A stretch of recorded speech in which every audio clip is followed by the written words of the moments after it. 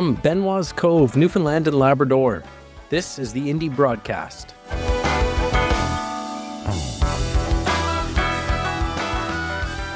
Welcome to the show for Sunday, June 22nd. I'm your host, Justin Brake. A fire near the town of Badger forced people out of their homes in the central Newfoundland community this week. Authorities say it likely began with a lightning strike during a storm Tuesday. On Wednesday, the province ordered an evacuation, directing residents to Grand Falls, Windsor.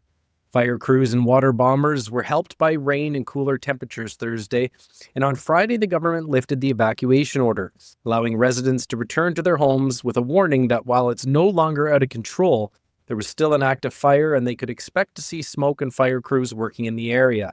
At the time the Badger fire started, crews were still dealing with a fire near Churchill Falls in Labrador. As of Saturday, that fire was under control. Environment and Climate Change Canada is projecting a warmer than usual summer for most of the Atlantic region, including western Newfoundland and most of Labrador's interior. With those warmer temperatures comes a greater likelihood of wildfires. Fires last year forced the evacuation of residents from Labrador City and Churchill Falls. This year, fires came dangerously close to the town of Churchill Falls. Climate change is being exacerbated by out-of-control carbon emissions, the vast majority of which come from the extraction and combustion of fossil fuels like coal, oil, and natural gas. Despite warnings from the International Panel on Climate Change, the International Energy Agency, and other leading scientific and industry authorities that no new fossil fuel projects should be initiated, the governments of Newfoundland and Labrador and Canada are working to expand oil and gas production and believe they can still meet the global target of net zero emissions by 2050. To Labrador now, where for the second straight wildfire season, the provincial government still has not installed a series of federally funded air quality sensors across the mainland portion of the province. That's despite receiving those sensors in early 2024. Last September, after one of the worst recorded wildfire seasons in Labrador, The Independent published an investigation that revealed how the province botched its plan to install the sensors at medical facilities across the Big Land. The same sensors were installed on the island between 2019 and 2023. The purple air sensors are part of a federal program to increase air quality monitoring as wildfires and smoke are posing greater health risks to Canadians. The provinces are responsible for installing them. They provide real-time air quality monitoring and can immediately detect when levels of toxic airborne particles reach unsafe levels, which allows governments to issue alerts and inform residents of how they can mitigate potential health effects.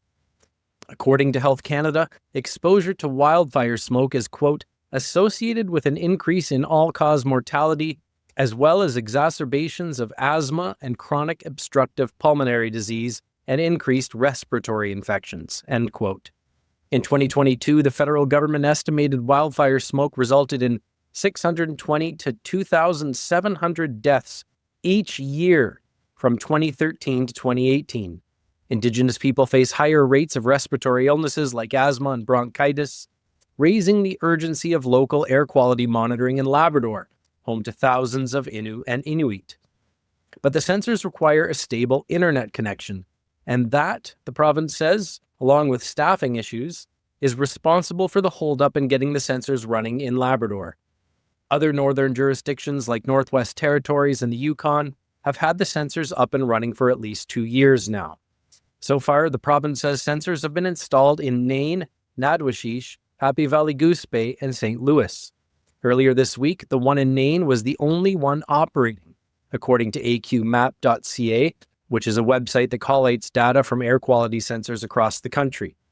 On Friday, the sensor in Natwashish was back online. Meanwhile, the one in Happy Valley Goose Bay, Labrador's most populous community, was installed at the hospital there in September 2023, but has been offline for an undetermined amount of time.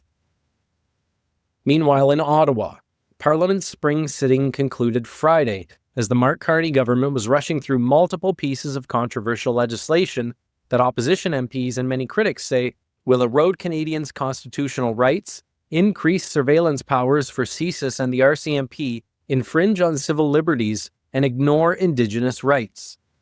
Bill C-2, an omnibus bill known as the Strong Borders Act, would change around a dozen pieces of legislation, all with the goal of quote, maintaining Canada's safety and security, end quote, according to Public Safety Minister Gary Anandasangari. When introducing the bill to Parliament on June 5th, Anandasangari said the proposed legislative changes would, quote, keep Canadians safe by ensuring law enforcement has the right tools to keep our borders secure, combat transnational organized crime, stop the flow of illegal fentanyl, and crack down on money laundering. It would bolster our response to increasingly sophisticated criminal networks and enhance the integrity and fairness of our immigration system, all the while protecting Canadians' privacy and charter rights, end quote. But that's not how opposition MPs and critics across the country see it. They say the bill is unconstitutional and, if passed, would give government sweeping powers. On Wednesday, a coalition of more than 300 civil society groups called for the complete withdrawal of the bill. This is Migrant Rights Network spokesperson Karen Cook. Bill C-2 is not a border bill. It is a power grab and an attack on fundamental human rights and civil liberties. Bill C-2 is an intensification of the all-out war that has been waged on migrants for the last 2 years. A rapid-fire series of devastating cuts to immigration programs and levels has changed immigration rules in the middle of the game for millions of people, leaving them in limbo. This year alone, 1.2 million people will see their study and work permits expire without any options to renew them. Bill C-2 exploits this man-made crisis, putting hundreds of thousands of people's livelihoods and lives at risk. C-2 is an unprecedented expansion of surveillance powers. It is a violation of the Charter and international refugee obligations. The bill would give the government the power to change, suspend, or cancel any immigration permit or application, including for those who have already received their permanent residency cards. This bill would give the government the power to take away rights from migrants and people who are on their way to citizenship, and the power to do this for entire groups of people at once, with no possibility of individual appeal. Migrants could lose status en masse, overnight, with no legal recourse. This will force more people into conditions of abuse, exploitation, and even death. For the last 2 years, migrants and refugees have been scapegoated for the housing crisis, for inflation, for unemployment. This is, of course, good politics and good business, distracting the public from those truly responsible. Politicians and their policies that benefit corporate interests profiting from the financialization of housing, the fixing of food prices, and the suppression of wages. Prime Minister Carney promised to be different from the previous Liberal government and different from Trump. C-2 shows us that he is in fact neither. Instead, aligning Canadian immigration and policing with the U.S. and going beyond, giving himself tools even Trump does not have to finish the attack on migrants that his predecessor started. Already we have heard the Conservative leader promising to ensure that Bill C-2 does not impact, quote, long-standing Canadians, end quote. A thinly veiled racist euphemism that aims to divide and conquer and reveals the truly xenophobic foundations of this bill. We reject this division, and we are here today to say to this government that we will not stop until Bill C-2 is withdrawn. Nicholas Keogh, chairperson of the Canadian Federation of Students for Newfoundland and Labrador, said in a statement that the proposed changes, quote, betray Canada's commitment to human rights, due process, and compassion, and will make our communities less just, less inclusive, and less safe for the people who need our protection most. If Bill C-2 is passed as written, many international students fear an increased risk of being marginalized or targeted based on their race or country of origin, end quote. The Strong Borders Act made it to the second reading in the House of Commons before the legislature shut down for the summer. When Parliament resumes in September, the bill will go to committee for review and face potential amendments. Then it goes to a third reading in the House, and if it passes, then on to the Senate for a similar process before it can receive royal assent. But C-2 wasn't the only controversial bill the Liberals put forward in recent weeks. Bill C-5, the One Canadian Economy Act, was introduced on June 6th, a day after Bill C-2, and passed third reading in the House of Commons Friday. It now goes to the Senate, which is set to adjourn for the summer next Friday. If C-5 is rushed through the Senate as it was through the House, it could become law within a week. In April's federal election, Carney campaigned on a promise to pass the legislation before Canada Day. The One Canadian Economy Act is a response to the threats and anticipated impacts of U.S. President Donald Trump's tariffs on Canadian goods. The bill features two pieces of legislation: the Free Trade and Labor Mobility in Canada Act, which the government says will remove barriers to interprovincial trade, and the Building Canada Act, which will allow the government to bypass various laws to fast-track major resource development projects deemed to be in the quote-unquote national interest. The bill prompted major pushback from First Nations leaders because it originally included the Indian Act as one of the laws the Liberal cabinet could override. But it wasn't just First Nations up in arms. Inuit and Métis groups too lambasted the Liberals over their apparent disregard for Indigenous rights, which are enshrined in both Canadian and international law. On May 30th, Nunavut Government President Johannes Lamp wrote to the Privy Council office in Ottawa outlining the Inuit government's concerns over Bill C-5. He said consultation with Indigenous groups with treaties must be the first step before tabling legislation, and that Nunavut is concerned with the Governor and Council's, quote, ability to unilaterally modify regulatory requirements for national interest projects. Such powers, Lamp said, must respect constitutionally protected treaties like the Labrador Inuit Land Claims Agreement. He added that no project may proceed within the Labrador Inuit Land Claims area without Nunavut's approval. The pushback from Indigenous leaders, including the Assembly of First Nations, Inuit Tapirit Kanatami, which represents Inuit governments across the north, and the Manitoba Métis Federation, seemed to have worked, but only to an extent. On Wednesday, the bill was amended to exclude the Indian Act from legislation the federal government can sidestep en route to fast-tracking major projects like pipelines and ports. And Carney has also said he will hold summits with Indigenous governments in the coming months to discuss the new legislation. On Thursday, Inuit Tapirit Kanatami President Natan Obed told CBC's Power and Politics the legislation is undemocratic and stupid.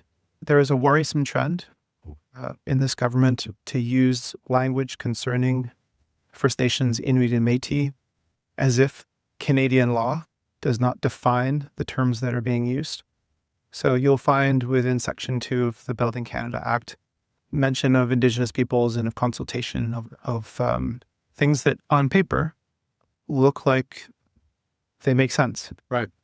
But upon closer consideration, and especially with the Prime Minister and with other ministers describing the intent of the legislation and how it intends to be implemented, there is a huge departure from the provisions in our modern treaties and the way they are protected, and in many ways, the way that they would merge into a good bill. So give me an example of how those two don't reconcile. Like what is it you see in the legislation versus what you would expect under what is, in your view, not your view, the court's view of the settled law of the country?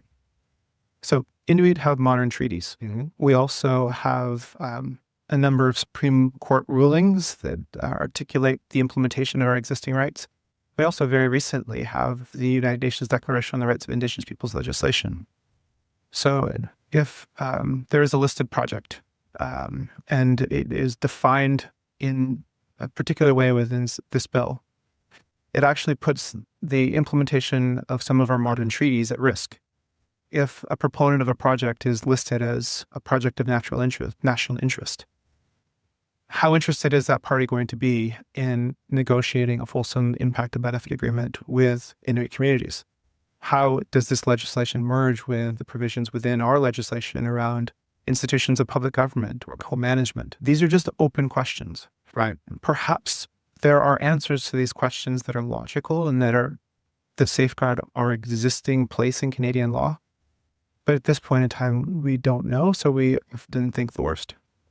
On Wednesday, Fisheries Minister and St. John's East MP Joanne Thompson announced an increase in the total allowable catch for northern cod from 18,000 tons to 38,000 tons.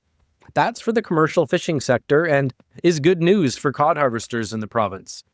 Last June, when the federal government announced the reopening of the commercial northern cod fishery, scientists and conservationists sounded the alarm, saying while cod populations have rebounded somewhat since the 1992 moratorium, they're still not at levels safe to fish. The same criticisms have played out this week following DFO's announcement. But one researcher at Memorial University says we need to step back and take a broader look at the situation. Dean Bavington, a geographer and author of the 2011 book Managed Annihilation, An Unnatural History of the Newfoundland Cod Collapse, says Wednesday's announcement is being, quote, disguised as ecological responsibility, end quote, but that such decisions, quote, continue to obscure the difference between catching cod for food and catching cod for profit, a conflation that's both dangerous and deliberate. This isn't care, it's managerial choreography disguised as ecological concern. You can read Dean Bavington's new piece for The Independent by going to theindependent.ca. On Tuesday, the province's Public Utilities Board approved a Newfoundland Power average rate increase of 7% to take effect July 1st. In January, Newfoundland Power had originally applied for a 10.6% increase, but the PUB rejected that proposal. Advocates and some opposition MPs say the 7% hike is still too much. NDP leader Jim Dinn said residents can't handle another increase in electricity.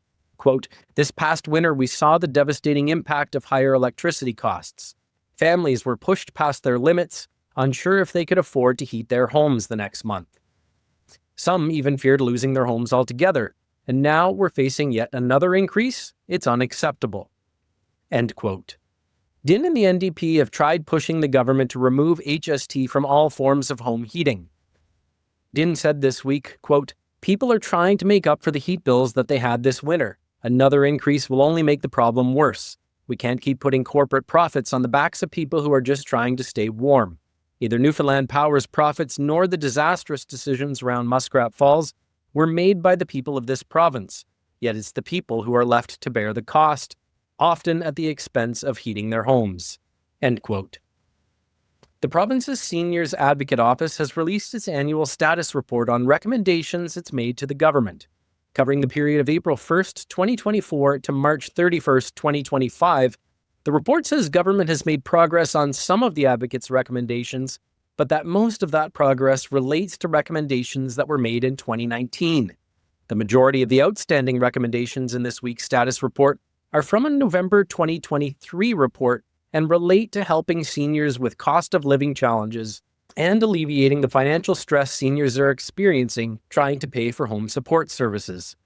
Susan Walsh, the seniors advocate, said in a statement this week that she is, quote, pleased that most recommendations in this report are advancing. However, I remain quite concerned that there's no evidence that our recommendations from the 2023 report to make home support more financially accessible to seniors are progressing.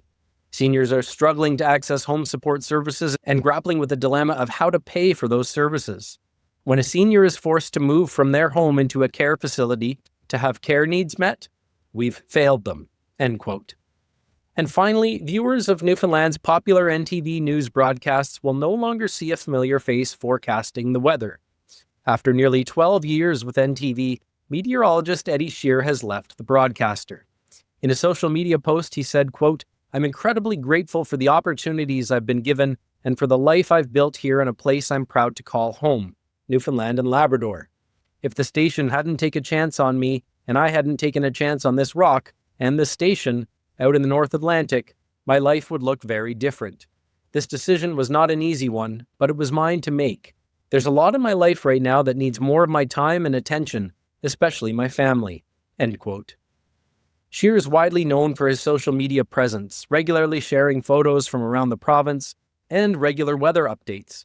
But it's the residents of Channel Port-aux-Basques who might miss him the most. In 2022, Sheerr played a pivotal role in the town's response to Hurricane Fiona. Brian Button, the town's mayor, says Sheerr saved people's lives when the meteorologist picked up the phone and called Button hours before the storm made landfall in southwestern Newfoundland. Sheerr stressed the importance of moving residents out of their homes and away from low-lying areas. You can hear that story and Sheerr's account of that day in Monica Kidd's documentary for the Independent's Barrie Grounds podcast. It's called Swept by the Sea, and we'll link to it in our show notes.